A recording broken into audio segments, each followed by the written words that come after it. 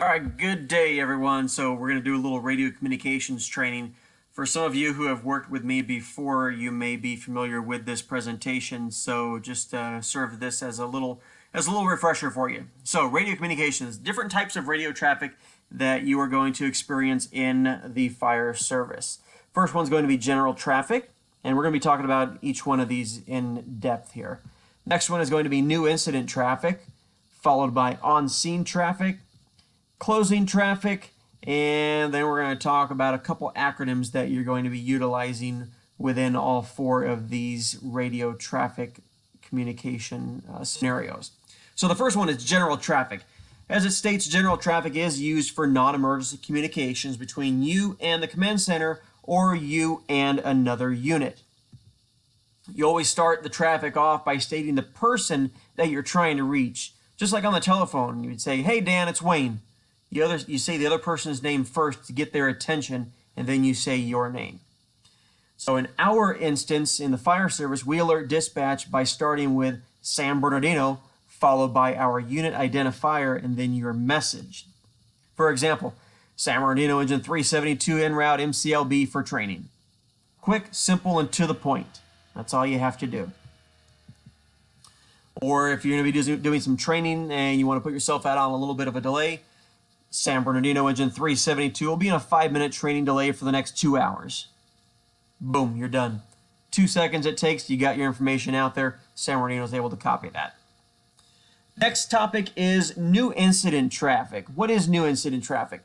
New incident traffic is used for a walk-in incidents or if you're first on scene of a call that hasn't been dispatched. Again, we're going to alert dispatch by starting with that term San Bernardino, followed by your unit or station identifier, and then the term new incident traffic. Here's how that's going to sound. San Bernardino engine correction, San Bernardino station 372, new incident traffic. That's all we're going to say right there. We're going to wait for San Bernardino to come back and acknowledge us. Once they acknowledge us, then we're going to go ahead and continue with your traffic. San Bernardino station 372, walk-in medical aid for chest pain, start mini ambulance to station 372. Quick, simple, and again, to the point. Now, say you're driving down the road and you come across this beautiful little scene right there. Here's how you would handle it. San Bernardino engine 372, new incident traffic. Again, we're going to wait for San Bernardino to respond back to us. Once they do, San Bernardino engine 372 on scene. Got a 2-vehicle TC, Interstate 40, about 2 miles east of Hidden Springs Road. Go ahead and start me 3 engines. Give me an ETA for an airship, start CHP, and whatever other resources you're going to need to be able to handle this particular incident or whatever incident you come across. So that was new incident traffic. And this video is going to be available for you to review at your time. So I know I'm going a little quick, but again, this is a high-level overview of radio communications, and again, this will be available for you. So, third topic is going to be on-scene traffic. This is used to advise the command center and other incoming units of your status, intentions, and needs. We call that a CAN report. CAN stands for conditions, actions, and needs. We'll start off again by starting with San Bernardino, followed by our unit ID and your CAN report, whenever it's necessary. Sometimes you don't need to give a CAN report. For example, if you're just responding to a basic medical aid, all you have to do is say San Bernardino engine 372 on scene. That's all you have to do. Now, if you're on scene of a structure fire or some sort of information where you need to give that CAN report, this is how something like that would sound. San Bernardino engine 372 on scene at the address given. Got a single-family dwelling, heavy fire coming from the garage on the Alpha Delta corner. Engine 372 is going to be in a transitional attack. Accountability is going to be the pump panel of engine 372. I do not have a water source. Next in engine, secure me a water source. Engine 372 will be Orton IC. You've given them your conditions, you've given them the actions that you're taking, and you're giving them the needs that you need for any future or for any additional resources that are coming in. If you're on scene of a TC, San Bernardino engine 372 on scene. Got a 2-vehicle head-on TC, major damage, blocking all lanes. We'll be checking for injuries. We'll be initiating highway IC. Now, you're only going to establish an IC if your initial observations dictate that command and control of the resources coming in will be needed. Another example here, San Bernardino Engine 372. I'd like to order Edison Gas Company and CHP for a power pole down into a gas main. I need national trails closed from D Street to Camp Rock. Have a pole number when you're clear to copy. Pole number. You're going to see your telephone poles. They're going to have that little metal plate right here, as you see where I'm circling right there. That alerts Edison or whatever utility company the exact location and what lines are connected to that particular power pole. So make sure you always have that power pole number if you have lines down. If you're safely able to get it, get that pole number. All right, there's another example of a pole number right there. So a couple different variations just depending upon who owns the pole and what type of lines are on the pole. This is a little example here. I'm going to try to play the video for you. You'll hear a on-scene report from this structure fire in Victorville.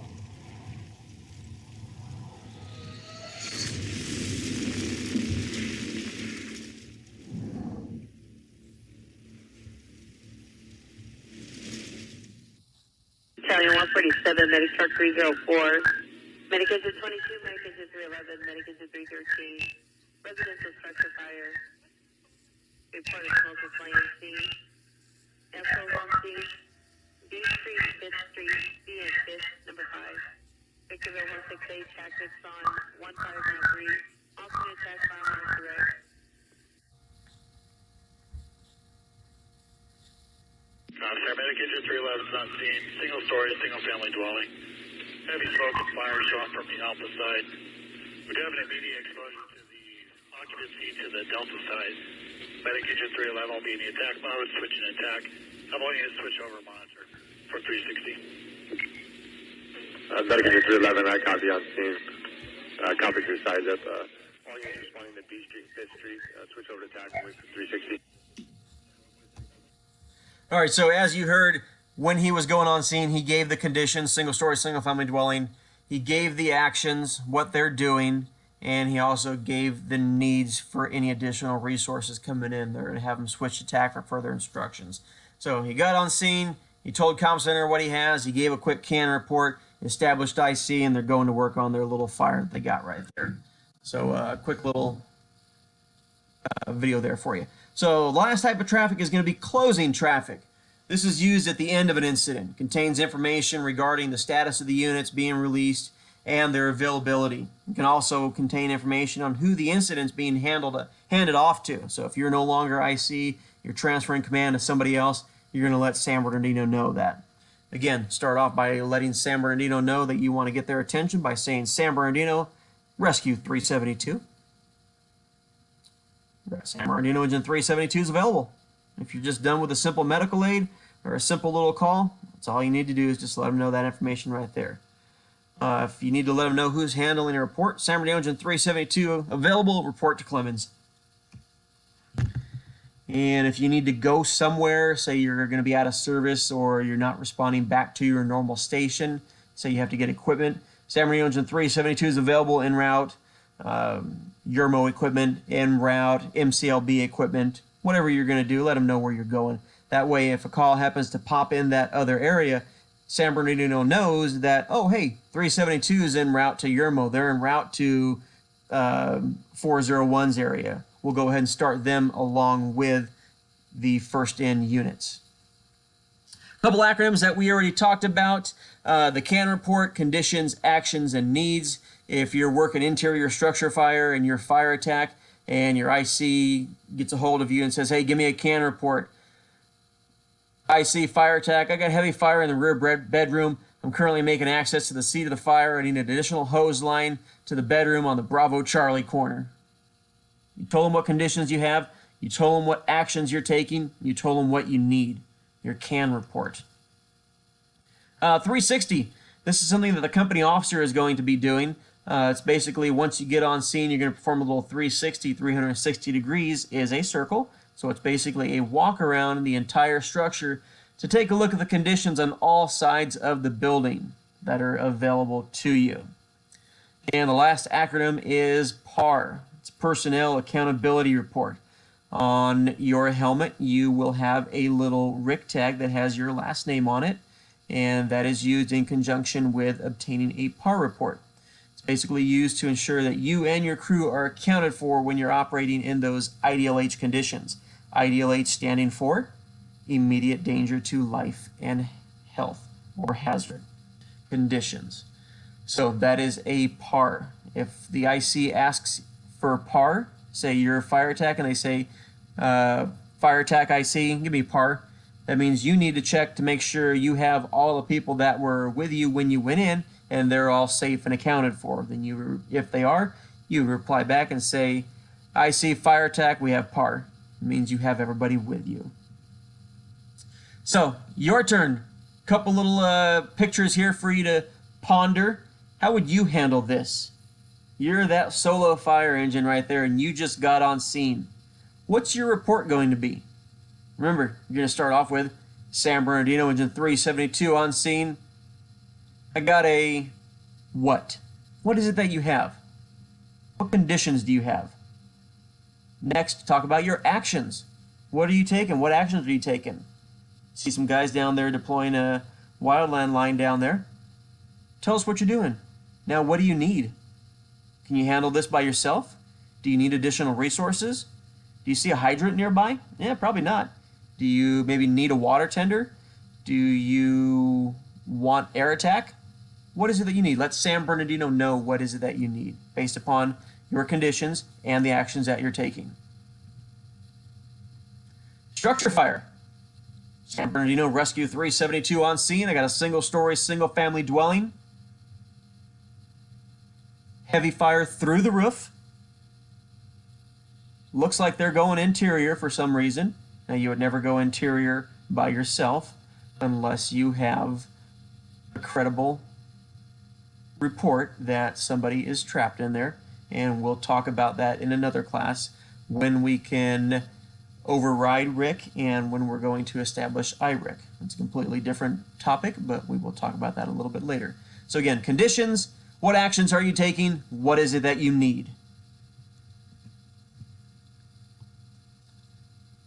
TC, over the side. Looks like somebody's still in the car down there. What conditions do you have? What actions are you going to initiate? And what is it that you need? Do you need a truck company to initiate a LARO rescue? What is it? Conditions, actions, and needs. Think about that. As you're just driving around on your daily basis, pick a building out. In your mind, put it on fire, and run through those reports. It'll make you sound a lot smoother on the radio. You won't be so nervous. You'll be used to giving those CAN reports upon going on scene of that big fire or that big accident or that big incident once you actually get it. Little fuel spills. We got that fuel refinery or that fuel station right behind us. This could very much happen right in our area. San Bernardino Rescue 372 on scene. Got an overturned diesel tanker. What actions do you need? Can you handle this by yourself? Do you need somebody else? You need county hazmat?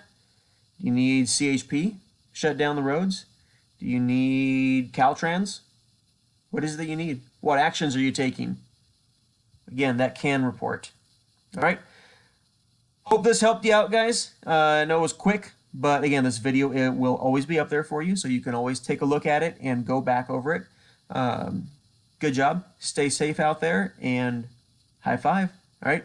If you guys have any questions whatsoever, feel free to reach out to me via email, Google Classroom, phone call, text message, whatever it is you have. All right. Take care. Stay safe out there.